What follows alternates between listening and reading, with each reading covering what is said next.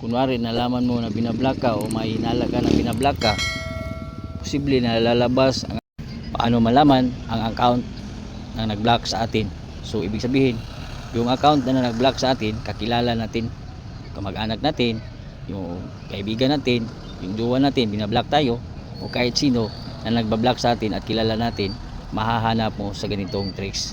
So kaibigan, kung bago ka pa lang sa ating mga pagtuturo, maaari bang pakiclick ang palubuton sa tabi ng pangalan ko para updated ka palagi sa ating mga videos, at pwede mo rin ako i-subscribe para personal mo kung mag-message sa group. So huwag kang maya kaibigan, mag-comment sa baba sa nais mo tutorial, baka alam natin. So tara, i-open lang natin ang ating cellphone.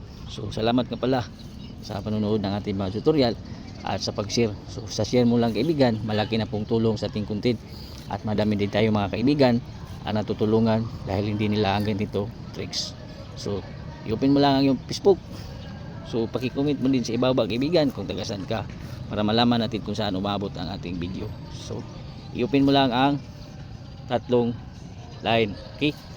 At ngayon susubukan nating i-log out ang ating Facebook.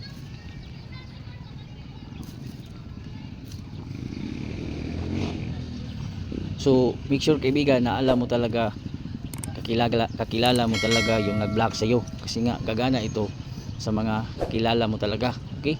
Jowa ba, anak, kaibigan, o kahit sinong alam mo na nag-block sa iyo, para matukoy natin ang kanyang account. At ngayon i-tap natin tong use another profile.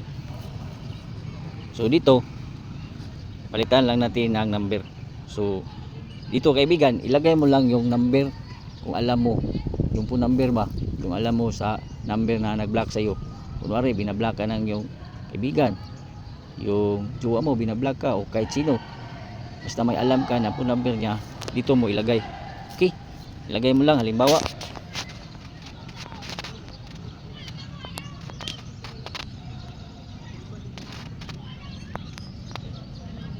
at kung nalagay mo na ang phone number niya kaibigan, so i-forgot password natin. So forget password, tap mo ang forget password.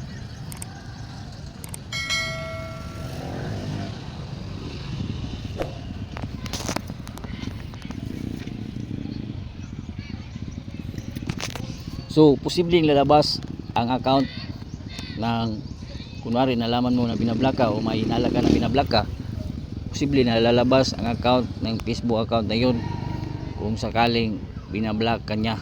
So makikita mo lahat ito ang kanyang account kung sakali na binablock ka.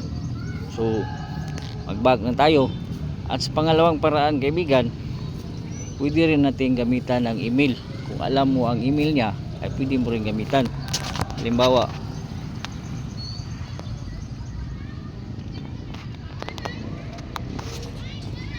tap lang natin itong search by email instead.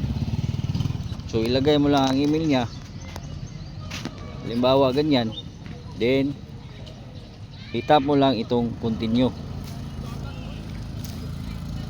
So posible din na lalabas ang account kung sakaling nang hinala ka na binablock ka niya. So posible na lalabas dito ang Facebook account. So gagana lang po ito sa mga kaibigan natin na alam nila na sinong nag-block, at alam din ang phone number at email. So ganoon lang kaibigan, huwag kalimutan i-share ang ating videos. Tandaan ang kalaman, itiamanan.